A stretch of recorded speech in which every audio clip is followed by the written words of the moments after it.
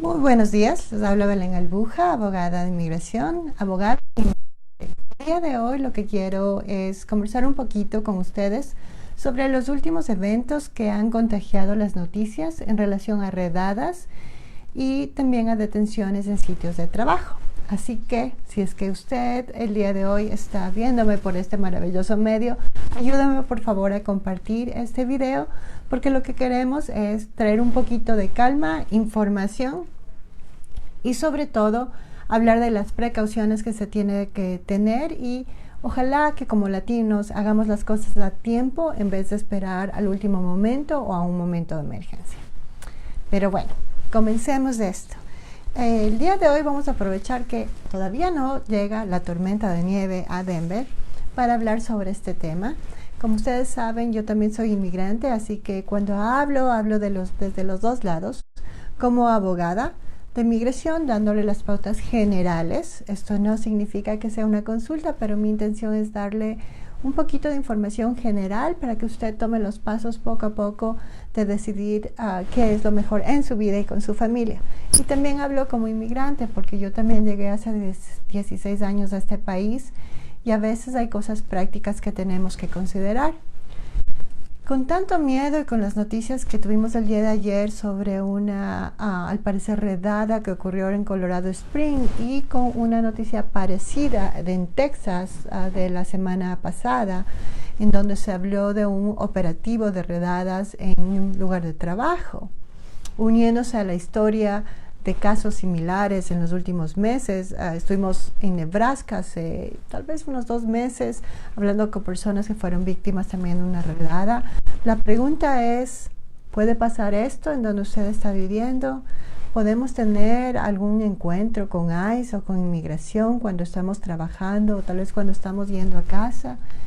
Y la verdad es que yo no tengo la bolita mágica y no podemos predecir qué está haciendo el gobierno, pero sí podemos ayudarnos para saber cómo tomar decisiones, un poquito tranquilizarnos, y ojalá que invertamos nuestro tiempo e incluso nuestro dinero en realizar casos, por lo menos la gente que puede, antes de que ocurran estas cosas.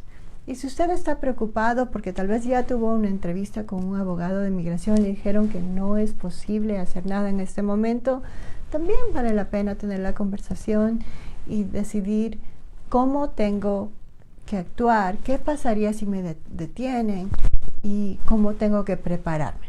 ¿Ok? Entonces vamos a tratar de que esta conversación sea positiva, que no sea triste, porque guerra avisada no mata gente, y sobre todo que sea buena para alguien que nos esté escuchando. Así que si usted me está escuchando el día de hoy, ayúdeme para que pueda ser mejor en estos videos.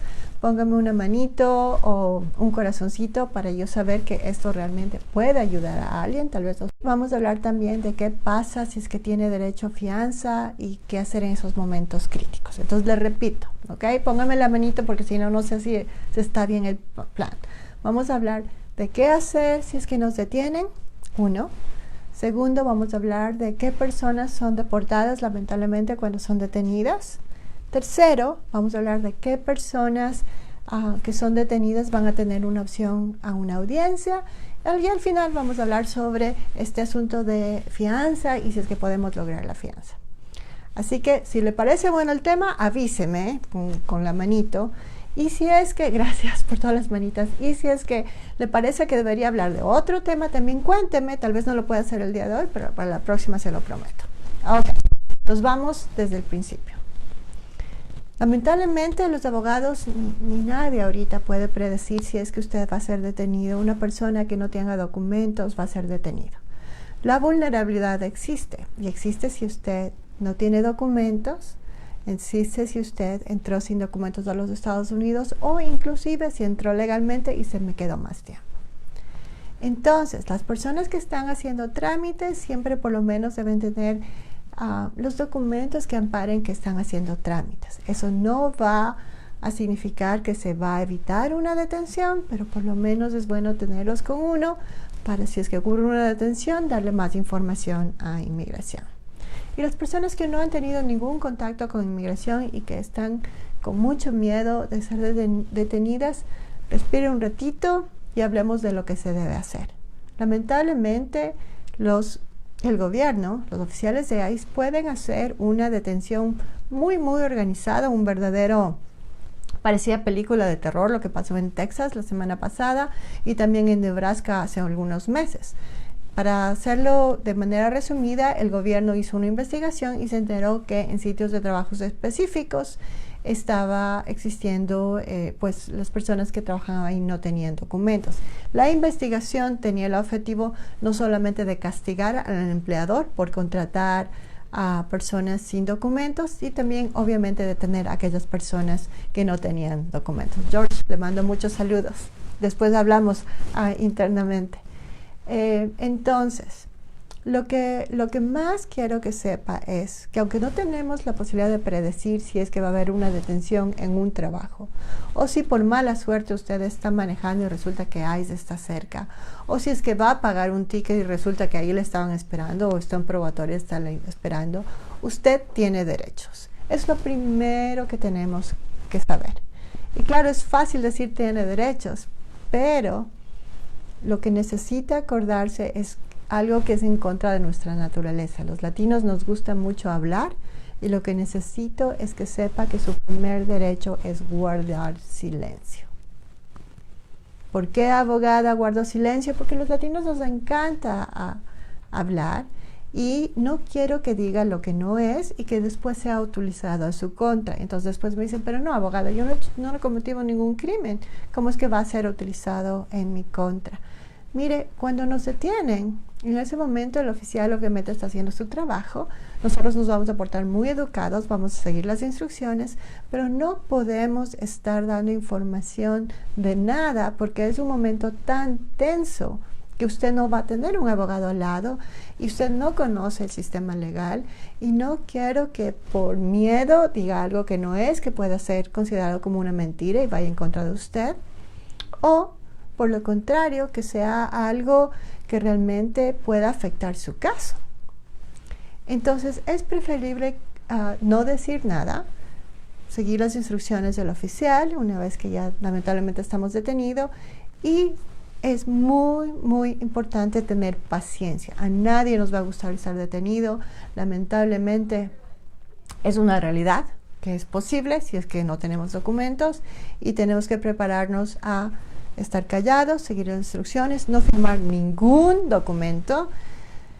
A veces se enojan con nosotros los abogados de inmigración, los oficiales, porque me dicen, no, pero es que no firman nada y se tienen que hacer ciertos procesos. Mire, prefiero que no firme nada, primero porque no le puedo decir que firme un documento que no veo.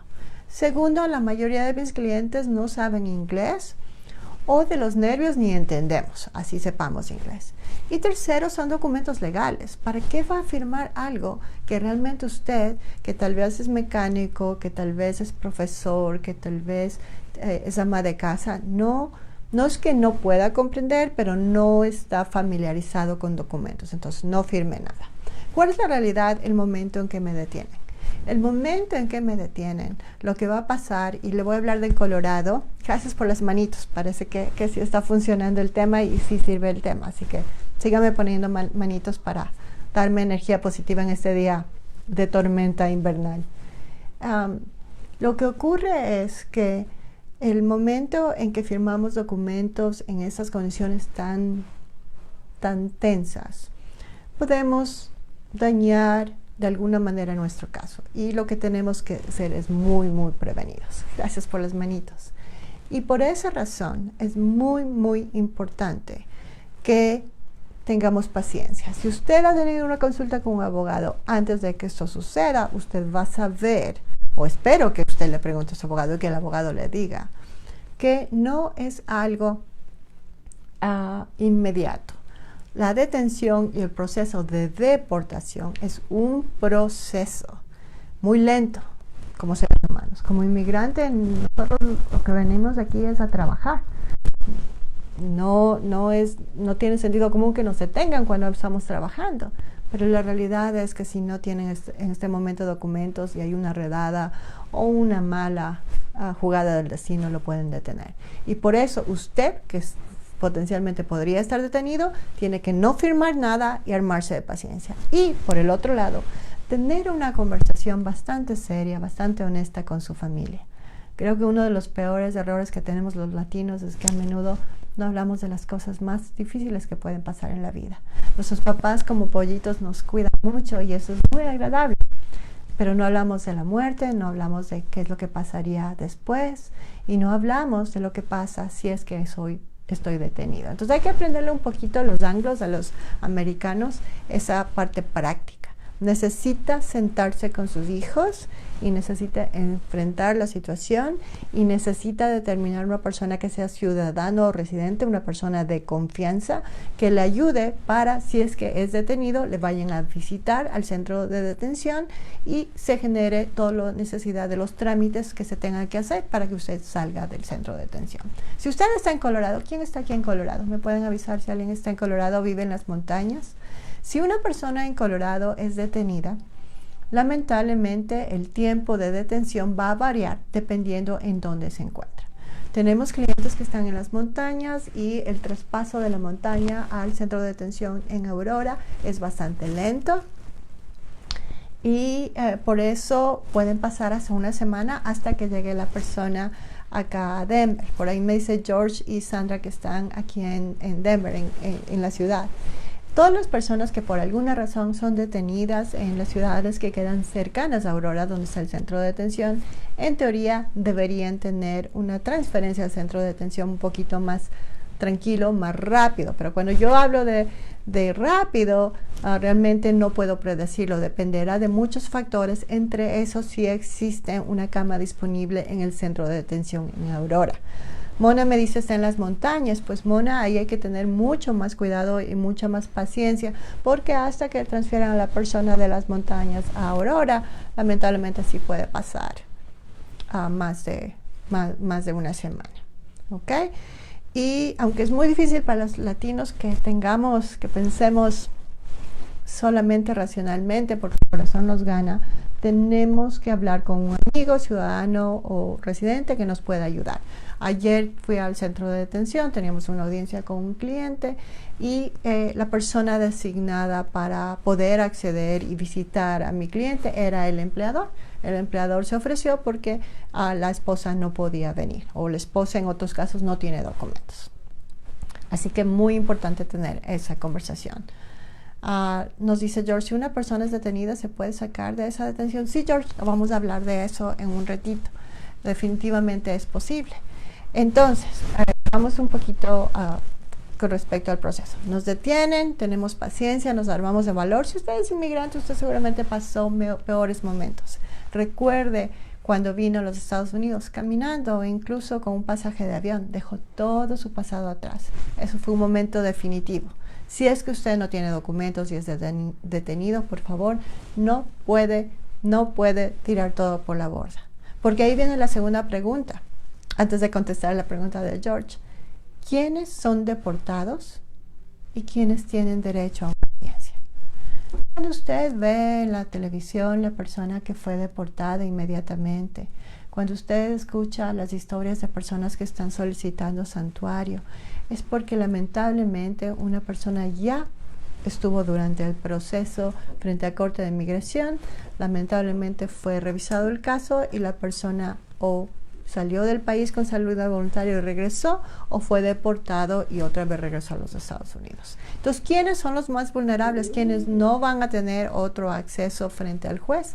Lamentablemente, definitivamente, las personas que ya han tenido contacto con ICE y las personas que ya han sido deportadas anteriormente. Entonces, nuestros amigos que ya han tenido un proceso y que han regresado a los Estados Unidos calladitos, escondidos y nuevamente se encuentran con ICE, lamentablemente no van a tener una opción a Corte de Inmigración y lamentablemente no solamente que los van a deportar nuevamente, sino que estarán bajo la jurisdicción y la posibilidad de terminar en cárcel federal por algunos meses, porque definitivamente van a querer asegurarse que la persona no vuelva a venir y que entienda que lamentablemente no tiene opción en el país.